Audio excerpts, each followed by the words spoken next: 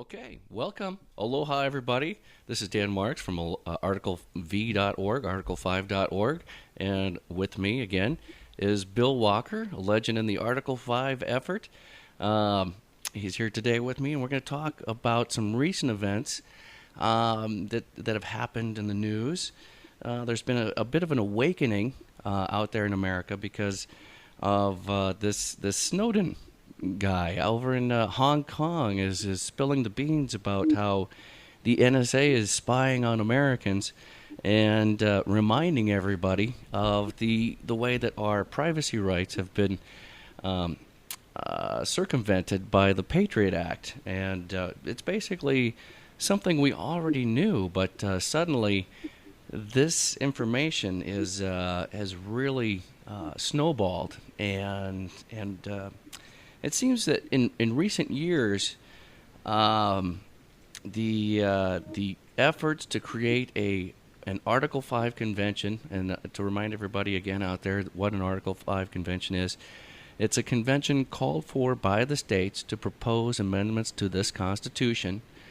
Uh, if you were to take a look at a lot of these groups out there that have been pushing different amendments lately, they've been focused around on the left around reversing the Citizens United decision. And on the right, we see a number of different amendments proposed for balancing the budget, debt relief, and other fiscal items like that. But it seems that Mr. Snowden has almost made a single issue convention a bit passe. I don't think that if people had the opportunity to present various amendments, the topics today being limited to those issues specifically would really satisfy the needs of the public. You have very definitive issue or opinions on the idea of a single issue convention or an open convention to propose all kinds of ideas. Can you explain what is the big difference between in your mind about what would be better, an open convention or a single issue convention like this?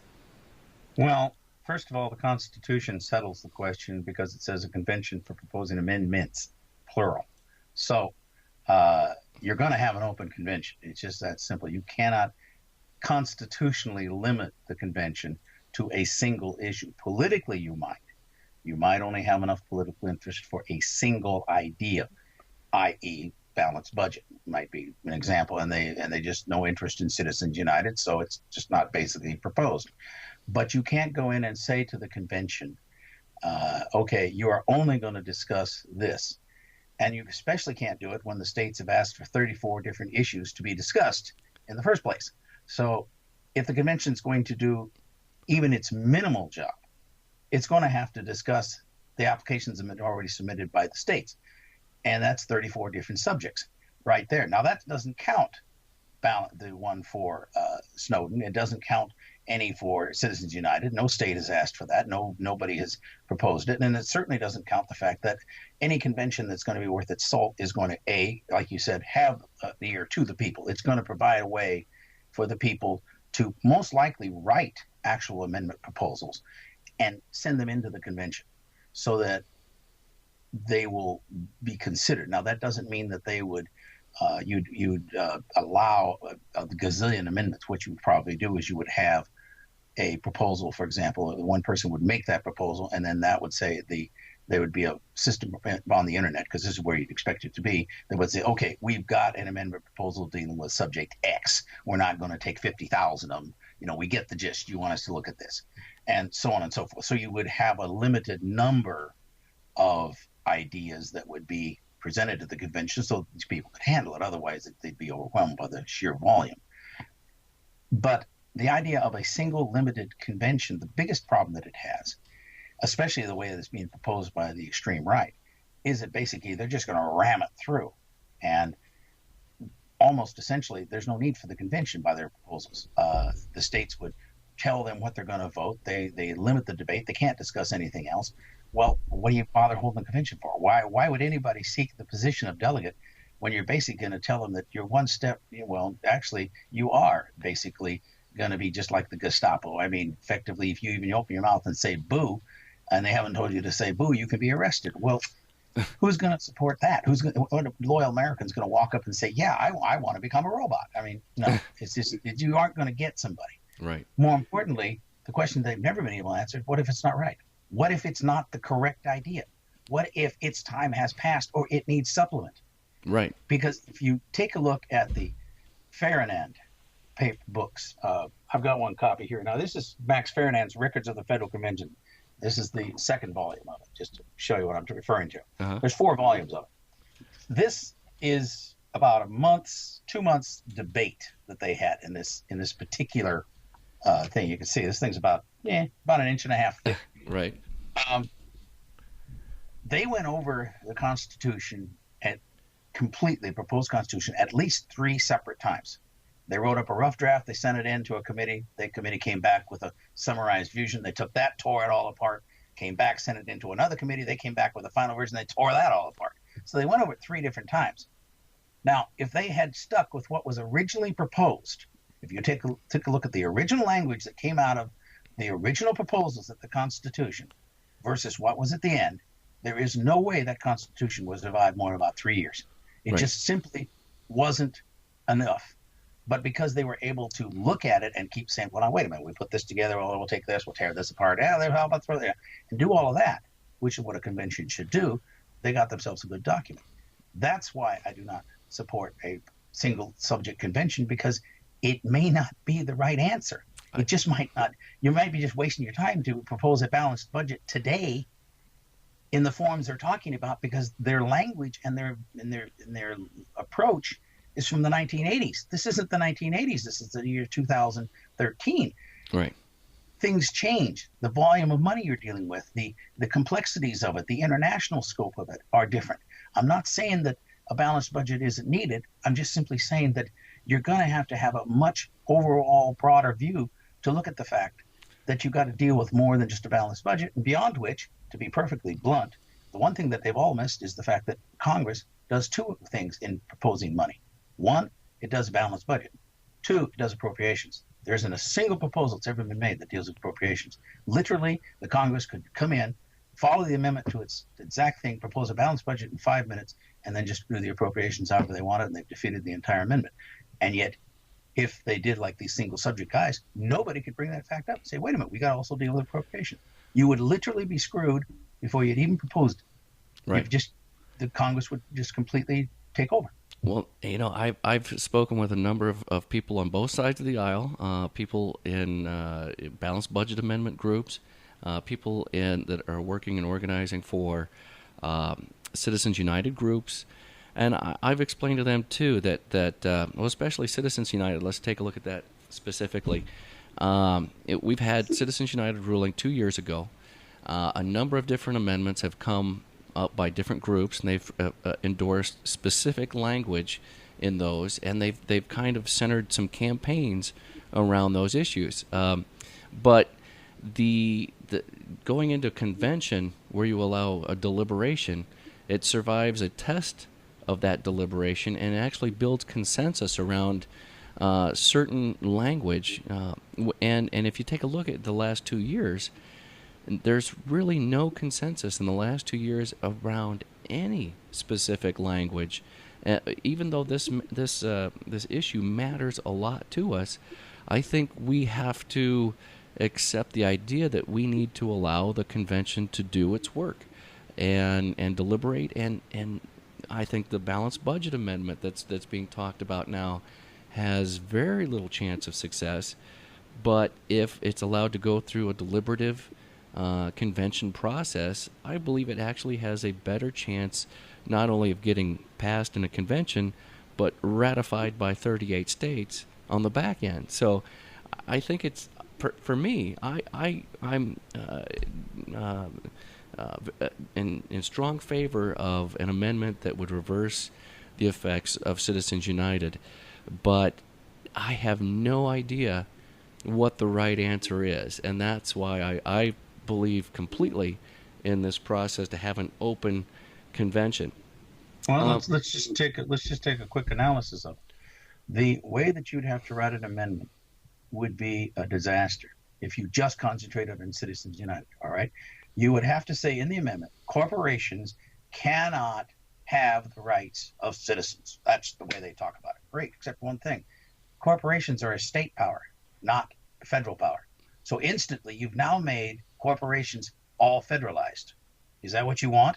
No, that's not what you intended, but you've now made it because now you've made it a subject of the Constitution and you put in a federal Constitution. So without anybody thinking about it, you've federalized your thing, which means that automatically you've now extended the control of the Commerce Clause to almost virtually every single business, where Congress could now specifically, by changing the charters, regulate any business it wants to any amount it wants.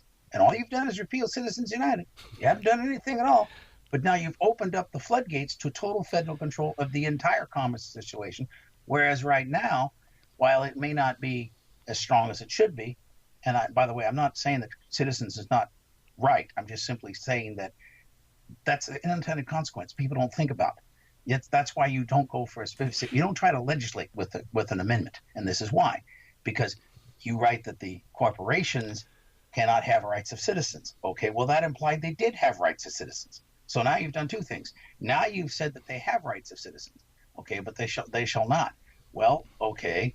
So now you got yourself a quandary. You say, well, they don't have rights of citizens. Okay, why not? So you're going to have to explain that. Well, who's going to do that? That's the Supreme Court, the one you just tried to nullify.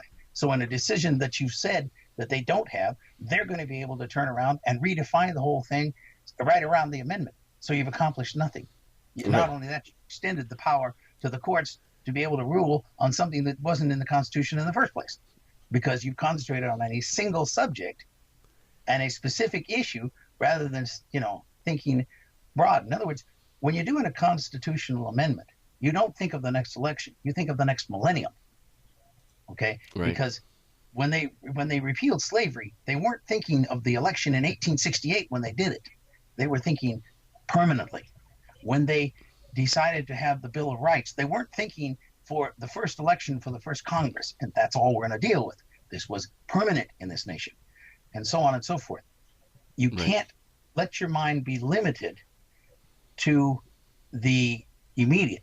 You have to remember, this is still going to be in the Constitution. Your name's going to be tacked to it 150 years later, and you won't be around to defend yourself. But believe me, you screw it up, somebody's going to remember you. That's right. That's right. Now, so that's why you can't take citizenship, but you can step back and look at the entire scope of the authority of the court to make such decisions. Should it have that power? How shall it be reviewed? Where is the authority? And if it's not there, what procedures do we do it? How do we allow, for example, the court to make these decisions, i.e. standing? They decide some people have standing, some don't. Well, their argument can be made right in the Constitution that standing is unconstitutional, and so on and so forth. These are the level where a convention would look at. They don't worry about that one case. They look at the whole fact of the courts assuming the authority that they have to do it at all. And if they do, under what circumstances, if they don't, then they put prohibitions in that are going to be innocuous in themselves. That is to say that you can't twist them all around, but they still get the job done. It's not easy, but it is something that people need to understand, that amendment process and legislative process are two separate things, and that's why the courts have always said it. They do two different jobs. Right. Now, I've had a couple of comments recently. People have expressed some fears about the convention. They realize that we are in a time now. Osama bin Laden is dead. We gave away a lot of our rights, privacy rights specifically, in the Patriot Act. They feel that the war on terror is over. We need to get our rights back. We need a constitutional revival. But I get a lot of people that ask me things like, how can we make sure that the federal government will respect any new amendment that our convention passes? You could pass an amendment that says they will do so. Right. Don't overlook the obvious. Literally, I mean, you got to remember, if you take a look at the amendments and you take a look at the way the Constitution is written, you have at the time that they wrote it, that there was a guy assigned to preserve, protect, and defend the Constitution. That wasn't just idle language they threw in because they felt like it. They put a guy in charge to see that that's done. Same thing with an amendment today. Now, I will grant you that they would be foolish to do that for the president, but the point is, we have the technology today. This technology of surveillance, this privacy that everybody's talking about. What people haven't thought of yet is that it's a two-edged sword. What can be watched can also be seen. What can be seen can be watched. In other words, they can watch us, but we can also watch them. You get yourself an amendment in that allows for directed democracy, for example, and you can turn the tables right back on top of them. You can have the people surveying the government, literally by the inch, by the mile, everything else, and totally constitutional, Right. because now you've made it.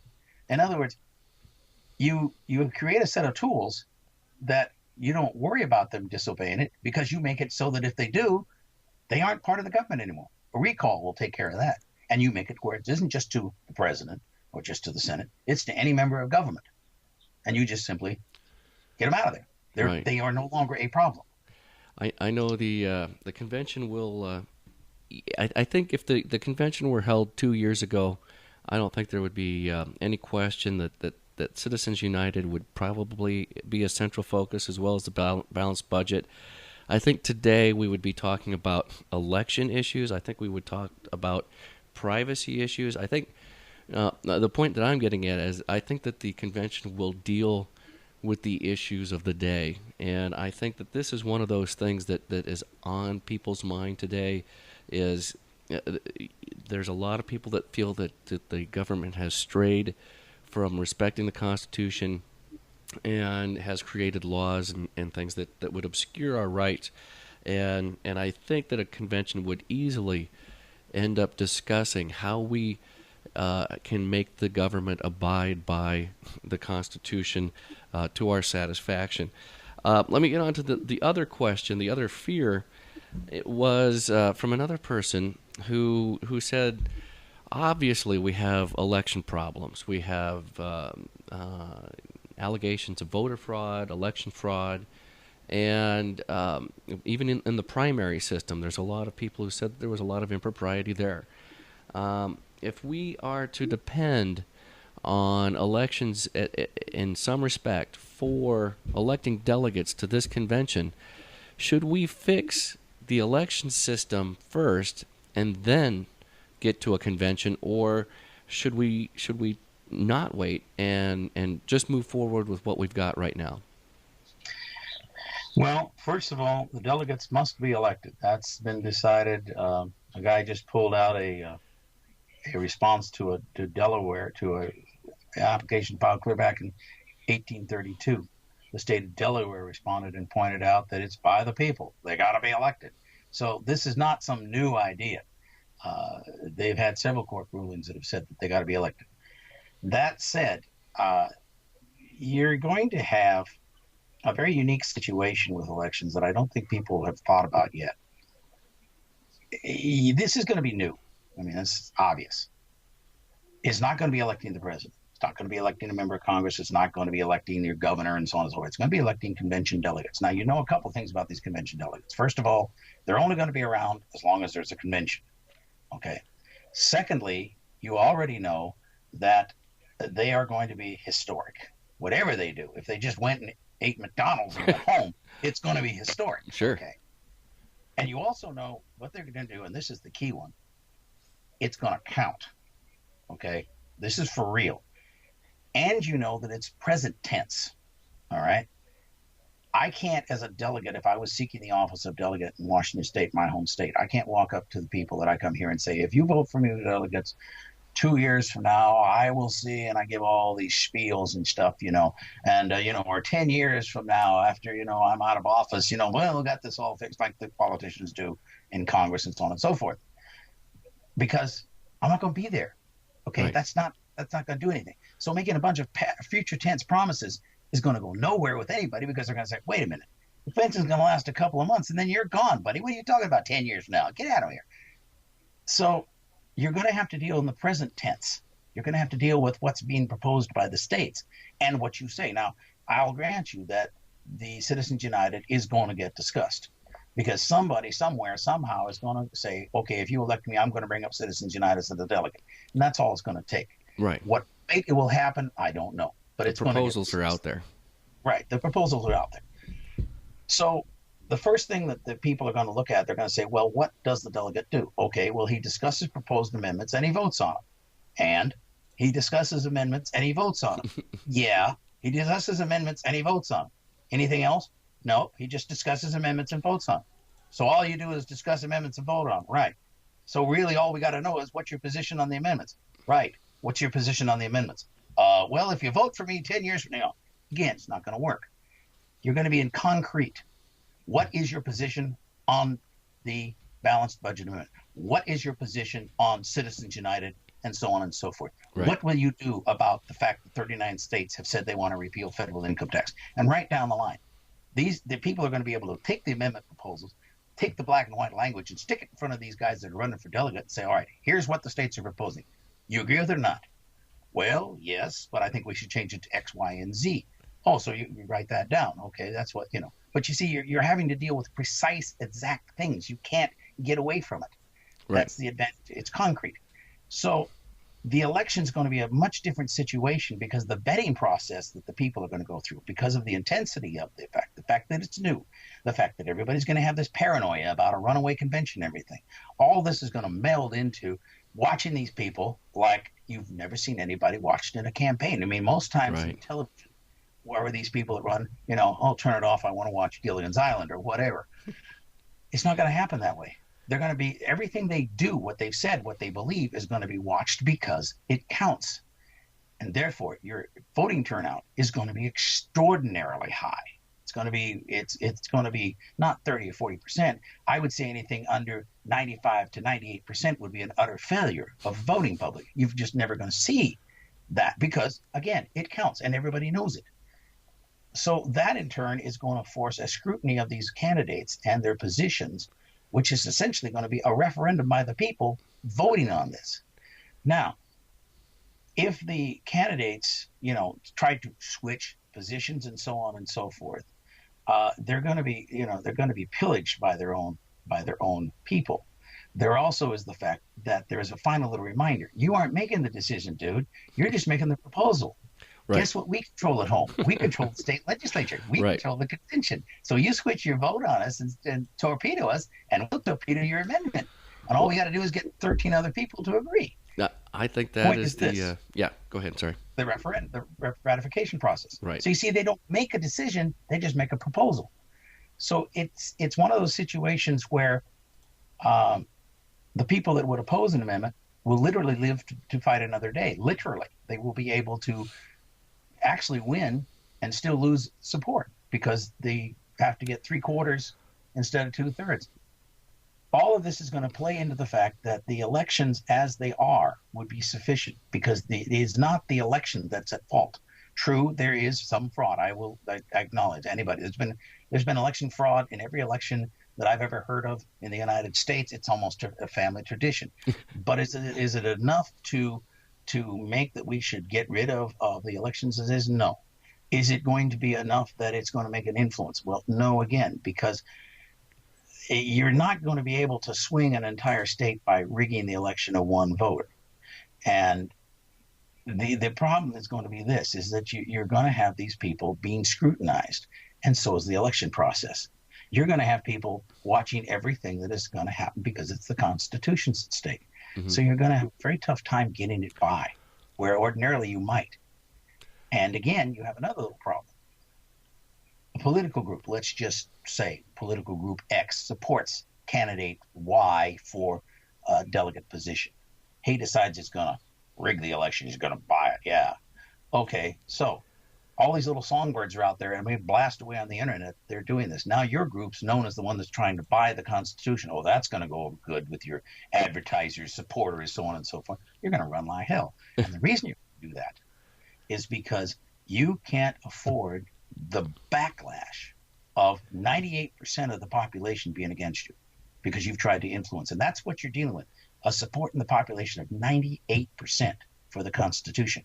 Nobody's got those kind of numbers. not the military, not the Congress, not the president, the Supreme Court, the government itself. Nobody has got the support that the Constitution has.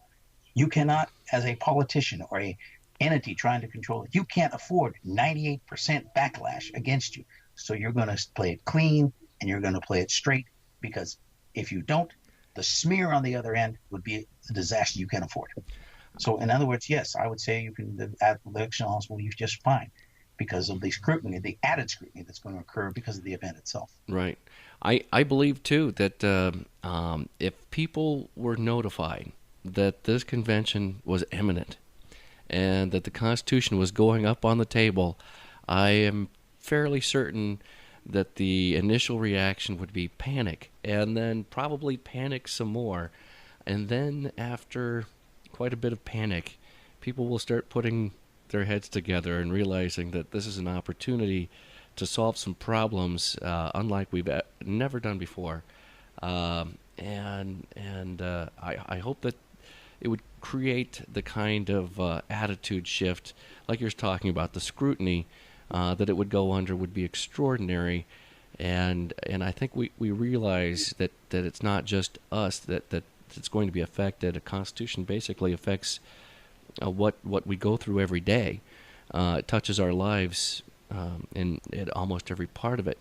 But it's a legacy that's it's going to affect our children and their grandchildren and their grandchildren too. So it's an extraordinary opportunity, one we shouldn't shy away from.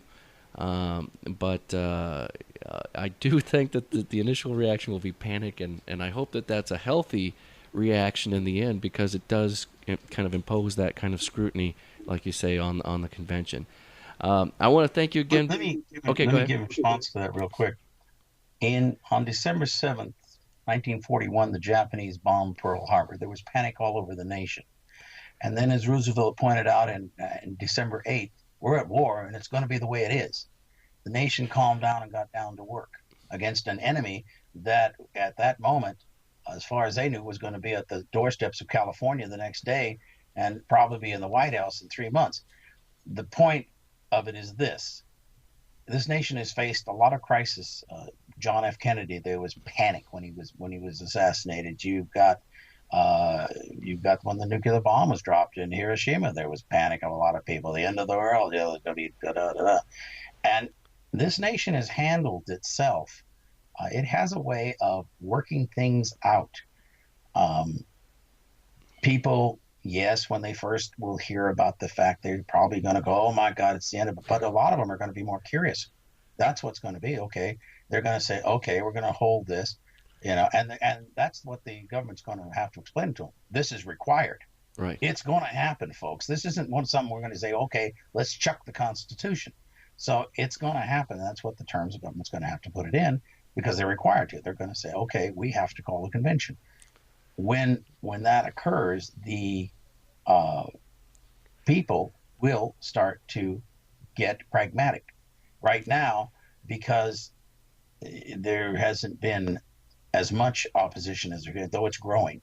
I'm finding less and less opportunity to have to make opposition to statements from people that are anti-convention, because somebody already beat me to it. And that is good. And I mean, it's a growing number of people, right. People I've never even heard of.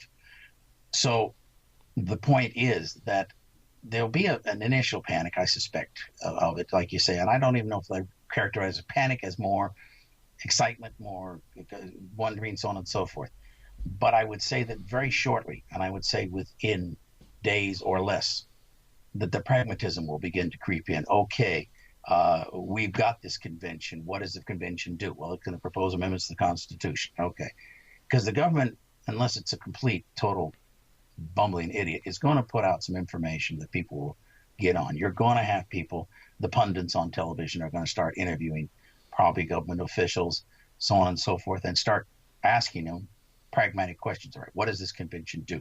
When is it going to be held? What it's going to be per? What is the amendatory process? Yeah, et cetera, we will et cetera, need the media. et cetera. And as people get information, and then you start hearing, okay, well, delegates have to be elected and they have to be ready to go in 9 months. Okay, you're going to start seeing the state bureaucracies kicking into line. State legislatures may be called to make special laws, or they may just decide by a consensus vote that they're going to simply use the same laws they've already got, apply them to the convention. Either one will work just fine. Most likely they'll just take the current laws they've got and extend them. That means that therefore you'll start to see the bureaucracy. And when the bureaucracy starts going, it's going to get very pragmatic. They're going to be opening up for people to seek. Then people are going to be starting to contact, and in other words, the work session, the part of politics that people don't think about will start to take hold. You don't have a Obamacare plan, for example, showed up overnight. You can trace its roots back almost 40 years. Right. It took that long of pragmatism to get that one law in, and you can trace it for almost any movement. It goes back years and years and years and years. It's rare that it just comes up and explodes. Once in a while you'll have one, but it's long rooted. Well, the same is going to be for the pragmatism that these states and the government are going to take. They're going to be holding elections. That means they're going to be putting more people going to be elected. Well, people will start to make a decision. And as that does, the panic will get away. People will get involved into the process and go into their mode, which is a mode as a voter. They're going to start saying, well, who am I going to vote for? Okay. And so on and so forth. And the vetting that I talked about earlier will start. And that will take care of any panic there. And beyond which, I think a lot of people will may not be as excited about this as some people think, simply because of the fact that they are skeptic, and I think that'll hold some of that panic in check. They'll be skeptical. They'll want to look back and say, let's see how this thing works out, rather than just the world's going to end attitude. Right. Well, I think too, not to pick on our friends over at the Goldwater Institute or Compact for America, but they had proposed specific language, as you know, for a balanced budget amendment, and started off their campaign in North Dakota and Arizona, and it didn't pass in those states, and that was really home field territory for them. And I think number one, it told me that the deliberative process is probably much better than presenting a nice tidy package, and also that we can rely on the states to discard and dispose of ideas that are not complete or desirable, and it shouldn't matter what the label is and what color the state is on our political map, but we should expect the states to perform as the system was set up to do, and I think that actually proved it and boosted my faith in the system quite a bit too, watching something that is just a little too specific fail. Well, I think that the point is that what a lot of people fail to understand, and there's a lot more in-depth controls in place already in the amendment system. The convention's not going to be as wild and as illogical as people expect. There is a lot of law that's going to come into play. State conventions have been held all the time, and you've got the situation that, when you get down to it and look at this thing, it's not that complicated to run. And so you're going to have a situation where a lot of people are going to find comfort in that. And like you said, I think the states are going to kick in a lot more. I think that the federal government is going to kick in. Now, the government is hampered by the fact that with the convention call, the decision of whether they can call or not, they don't have committees and they don't have vote. They don't have a debate. But they certainly can get a law, for example, that sets it up so that the counting is done logically the next time. They certainly can offer with the call saying, okay, it's going to be in Washington, D.C. in the Capitol building on such and such a date.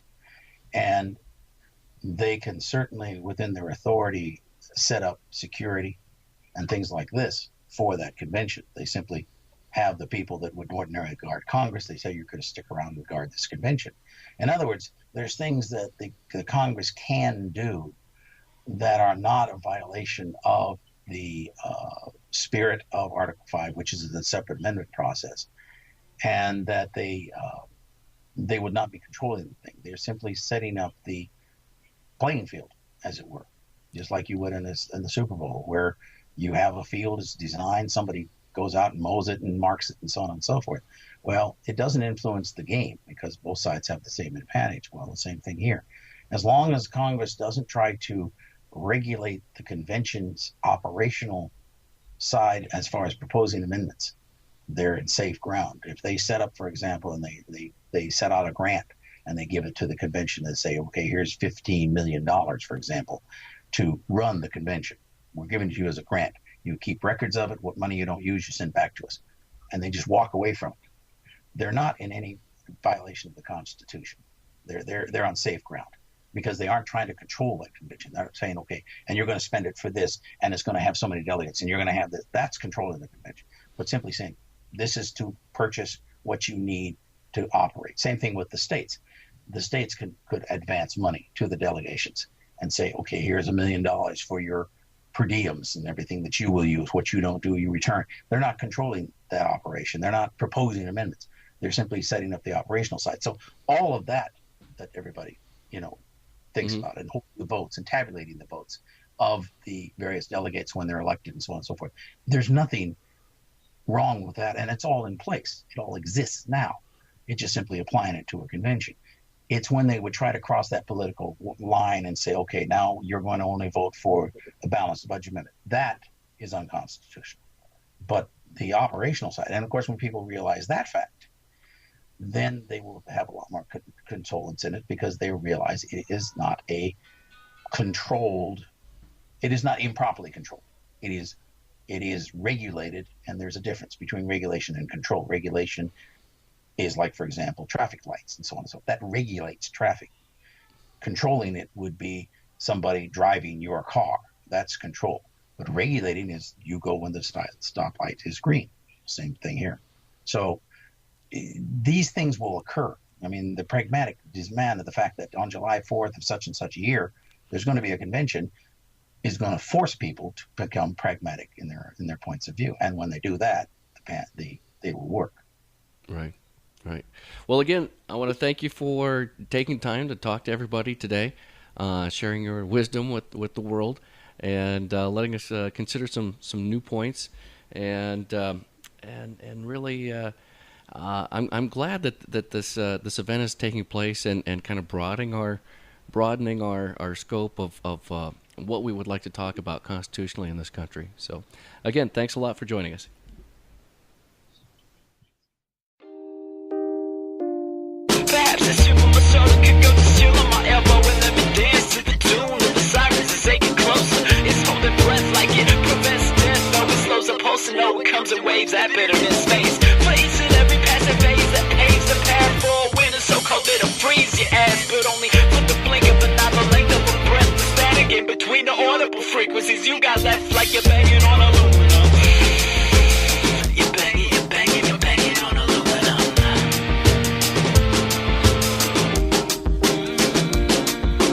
Here the heart will melt.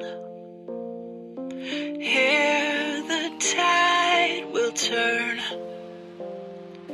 Here it all will thaw, and in the end you just walk.